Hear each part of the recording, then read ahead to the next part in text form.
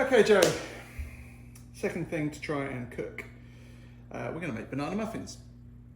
So, we need 3 ripe bananas. You can use frozen ones, but they get a little bit sloppy when you make it. So, not a big problem, but you just don't get the chunks in the muffin. We need 1 stick of butter. We need 1 egg. We need a cup of sugar. We need a teaspoon of baking soda, some vanilla extract, and a 1.5 cups of flour. So we're going to start off just by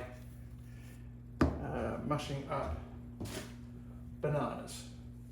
You can strip the skins off. If there's any of the little fibrous bits down the outside, just take those off as well.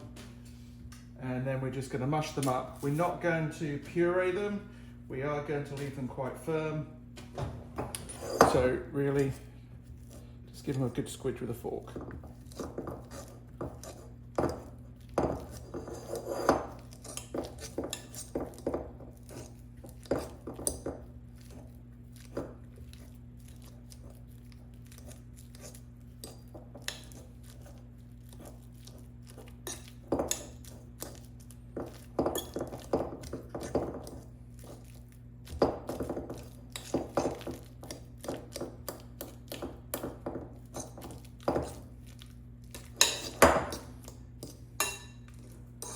All right, something like that. So once they're done, you need to make sure, by the way, that you've got your oven on. I'm doing it 375 or 380 Fahrenheit, depending on how well your oven works. Next, get the stick of butter and melt it. In that goes. Then what we want to do is just give that a little mix in.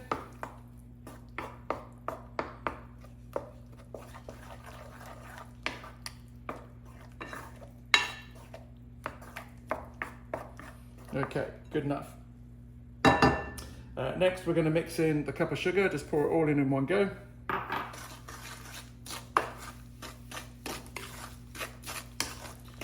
Again, mix it all around. Try not to squash the bananas up too much because you do want them a little bit chunky to give you that nice little banana bite in your muffin. Okay. All that mixed in. Beautiful. Next, we're just going to add an egg.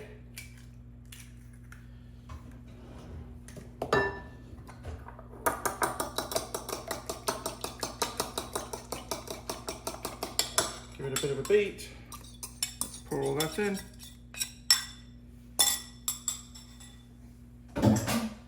As usual, I've got a sink of water, so I'm going to wash all that stuff up in a minute.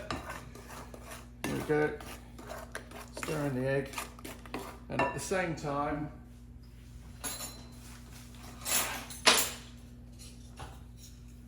we are going to put, I'm going to say, a teaspoon of vanilla extract. Really, you can up and down this depending on how sweet you like it. I'm going to put just under a teaspoon. There we go. And we mix all that in. Okay, the mixture's looking pretty good now.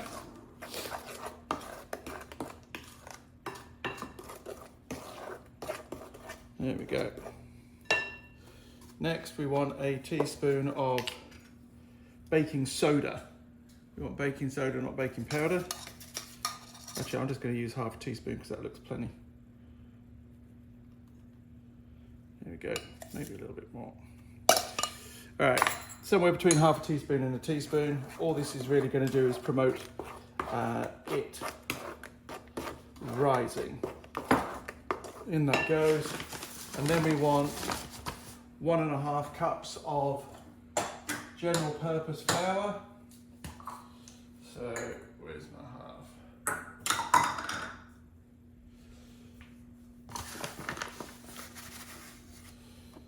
1/2, 2/2, 3/2. There we go. Okay. Now we need to mix this in thoroughly. take too long, just keep folding it over, get it all mixed in. Now, as you can see here, I've actually got some muffin tins.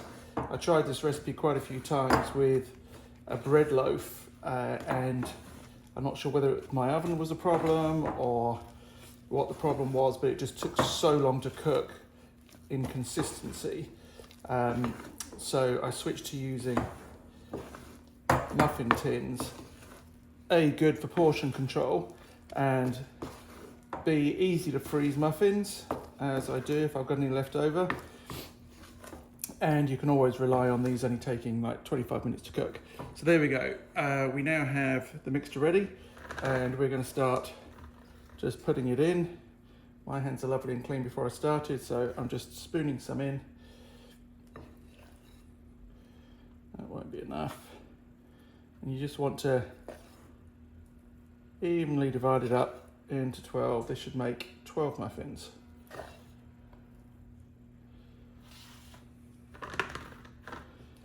Even though these molds are silicone, I have still wiped some butter around the outside just so they release from there and don't tear.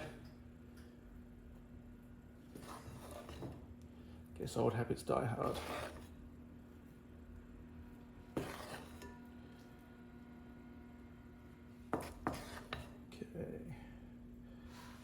Start getting rid of the ones that are small, and then I always switch from a spoon to a spatula just to get everything out.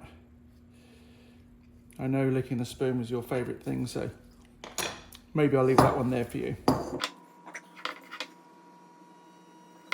No need to push them down, they'll just rise up, spread out evenly, so just dollop it in and it'll be fine. Okay, there we go. That's good enough. Right, so they're all done. I'm now going to put them into my preheated oven that was preheated at 380 degrees Fahrenheit. And then I'm going to bake them for 25 minutes. Right, time has just gone off, and here are the muffins, 25 minutes. Now what you need to do is just put a knife in the end, put them in a couple just to see. If it comes out clean like that, then they're cooked.